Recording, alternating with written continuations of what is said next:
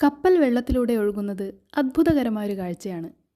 ഒരു ചെറിയ കല്ല് പോലും വെള്ളത്തിലിട്ടാൽ മുങ്ങുമ്പോൾ അത്രയും ഭാരമുള്ള ഹെവി മെറ്റീരിയൽസ് കൊണ്ടുണ്ടാക്കിയ കപ്പൽ എങ്ങനെയാണ് വെള്ളത്തിൽ മുങ്ങാതെ ഒഴുകുന്നത് എന്ന് നിങ്ങൾ ചിന്തിച്ചിട്ടുണ്ടോ? ഇന്നത്തെ വീഡിയോയിൽ നമുക്ക് ഈ കാര്യത്തെപ്പറ്റി പരിശോധിക്കാം. ഭൂമി ഏതൊരു വസ്തുവിനെയും അതിൻ്റെ സെൻറ്ററിലേക്ക് ആകർഷിക്കുന്നു. ഇതാണല്ലോ ഗ്രാവിറ്റേഷണൽ ഫോഴ്സ്. എന്നാൽ ഇത്രയും ഭാരമുള്ള കപ്പൽ മുങ്ങാത്തതിൻ്റെ കാരണമറിയാൻ നമ്മൾ ആദ്യം ആർക്കിമിഡീസ് പ്രിൻസിപ്പിൾ മനസ്സിലാക്കണം.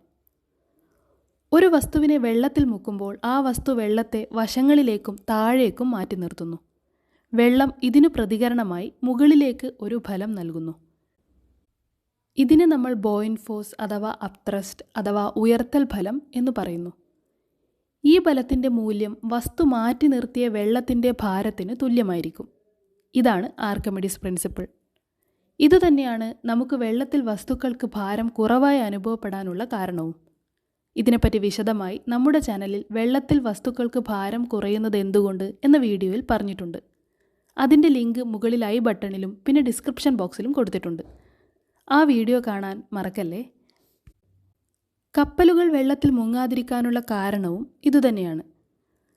കപ്പലുകളുടെ ഉൾവശം മിക്കവാറും പൊള്ളയായിരിക്കുന്നത് കൊണ്ടുതന്നെ അവ വലുതാണെങ്കിലും അവയുടെ ഭാരം വലുപ്പവുമായി താരതമ്യം ചെയ്യുമ്പോൾ വളരെ കുറവാണ്. അതായത് കപ്പലിൻ്റെ ആവറേജ് ഡെൻസിറ്റി വെള്ളത്തിൻ്റെ ഡെൻസിറ്റിയേക്കാൾ കുറവായാണ് നിർമ്മിക്കുന്നത്. അതുകൊണ്ടുതന്നെ കപ്പലിൻ്റെ തുല്യഭാരം വെള്ളത്തെ മാറ്റി നിർത്താൻ അതിൻ്റെ കുറച്ച് വോളിയം മാത്രം വെള്ളത്തിൽ മുങ്ങിയാൽ മതിയാകും. കൂടാതെ നമ്മൾ നേരത്തെ പറഞ്ഞതുപോലെ കപ്പൽ സ്വന്തം ഭാരത്തിന് തുല്യമായ ജലം ഡിസ്പ്ലേസ് ചെയ്യുമ്പോൾ ഈ ഡിസ്പ്ലേസ് ചെയ്ത വെള്ളത്തിന് തുല്യമായ ബോയിൻ ഫോഴ്സ് വെള്ളം മുകളിലേക്ക് നൽകുന്നു. ഇതിൻ്റെ ഫലമായി കപ്പൽ വെള്ളത്തിൽ പൊങ്ങിക്കിടക്കുകയും ചെയ്യുന്നു. ഈ വീഡിയോ ഇഷ്ടമായാൽ ലൈക്ക് ചെയ്യാൻ മറക്കല്ലേ. ഇതുപോലെ ഇൻഫർമേറ്റീവ് വീഡിയോസ് കാണാൻ നമ്മുടെ ചാനൽ സബ്സ്ക്രൈബ് ചെയ്യണേ. അതുപോലെ ഇൻട്രസ്റ്റിംഗ് ആയ ഫാക്ട്സ് റിലേറ്റഡ് ക്വിസും ചാനലിൽ ഷോർട്സ് ആയിട്ടിട്ടുണ്ട്.